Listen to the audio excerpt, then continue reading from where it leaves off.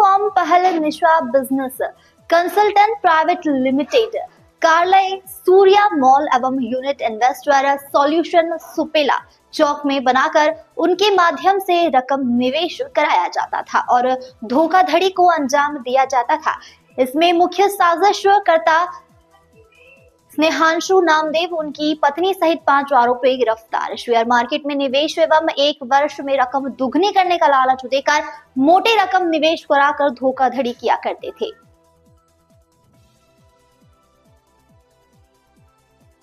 निवेश के लिए नियुक्त कंसल्टेंट को भी 10 से 15% कमीशन देकर उनके माध्यम से निवेश कराया जाता था।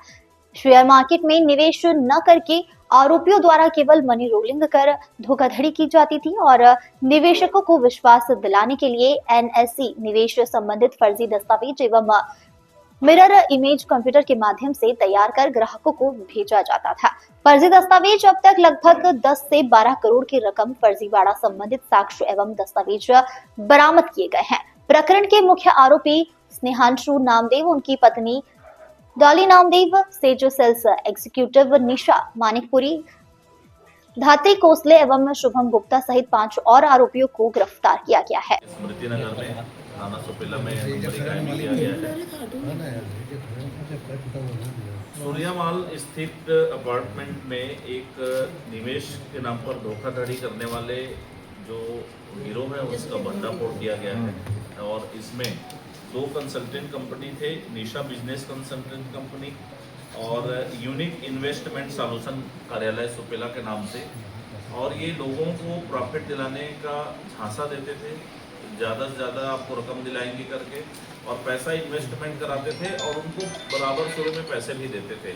और वो पैसे प्राप्त जब होता था तो वो एक दूसरे को बताते ये चेन रिएक्शन जैसा हुआ कि इतना वहाँ पैसा जमा करने से प्रॉफिट दिया जा रहा है शेयर ट्रेडिंग में। बेसिकली ये शेयर ट्रेडिंग में पैसा नहीं लगाते थे, जो पैसा इनका जमा होता था उसी को रोल आउट करते जाते थे और शेयर ट्रेडिंग में दुगना हो जाएगा करके धीरे धीरे पैसा देते जाते थे। इनमें इन्वेस्टमेंट धीरे धीरे करके बढ़ता गया, तो ये उसके बाद प्रॉपर चौकी स्मृति नगर में FIR दर्ज कराया गया कि 20 से 40% कमीशन का लालच देकर से उनसे 66 लाख रुपए की धोखाधड़ी की गई है। जब इस मामले में FIR लेकर के तह तक पुलिस पहुंची तो इसमें और भी अन्य प्रार्थीगण आए और इसमें 10-12 करोड़ रुपए का फर्जीवाड़ा होने का पुख्ता दस्तावेज बरामद किया गया है। निवेश के नाम से धोखाधड़ी के संबंध में एक बड़े मामले का खुलासा किया गया है। प्रकरण थाना सुपेला के स्मृति नगर चौकी क्षेत्र अंतर्गत है, जहां पे मुख्य आरोपी जिसका नाम स्नेहांशु नामदेव है, वो अपनी पत्नी तथा अपने कॉलीग निशा नामदेव, निशा मानिकपुरी एवं धात्री कोसरे के साथ मिल करके इसने 2 कंपनियां बनाई फर्जी तौर पे, जिनका कोई दस्तावेजी साक्ष्य मौजूद नहीं है। और ये दोनों कंपनियां निशा बिजनेस कंसल्टेंट प्राइवेट लिमिटेड, जिसका कार्यालय सूर्या मॉल में है, तथा दूसरा कार्यालय यूनिक इन्वेस्टमेंट सॉल्यूशन जो सुपेला चौक पे है, ये दोनों बनाए। और यहाँ पे इन्होंने लोगों को शेयर मार्केट में निवेश कर उन्हें 20 से 40% का लाभांश देने का प्रलोभन दे करके और उनका रकम इन्वेस्ट करवाया और इन्वेस्ट करवा करके उक्त रकम का कहीं भी किसी भी शेयर मार्केट में इन्वेस्टमेंट नहीं किया। उस रकम को ये लगातार ग्राहक टू ग्राहक रोल करते रहे और उनके साथ धोखाधड़ी इन्होंने की। अभी तक प्रकरण में प्राथमिक तौर पे जो प्रार्थी आया, प्रार्थी की रिपोर्ट पर 66,45,000 रुपये का धोखाधड़ी का मामला कायम किया गया था। इनसे जब इस प्रकरण में जो 5 आरोपी हैं, 5 आरोपी को पकड़ा जाकर के इनसे पूछताछ किया गया तो प्राथमिक तौर पर अभी लगभग 10 से 12 करोड़ रुपए की इन्वेस्टमेंट की जानकारी हमें प्राप्त हुई है, जिसका परीक्षण किया जा रहा है और परीक्षण के पश्चात उस प्रकरण में विवेचना के पश्चात साक्ष्य संकलित उसमें किया जा रहा है। इसमें कितने लोगों से निवेशक जुड़े हुए थे और कहाँ से निवेशक? निवेशकों की अभी निश्चित संख्या हमें प्राप्त नहीं हुई है।